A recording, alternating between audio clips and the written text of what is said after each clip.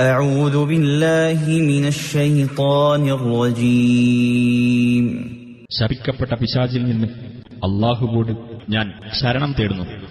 وربك الغفور ذو الرحمة لو يؤاخذهم بما كسبوا لعجل لهم العذاب بل لهم موعد لن يجدوا من دونه موئلا.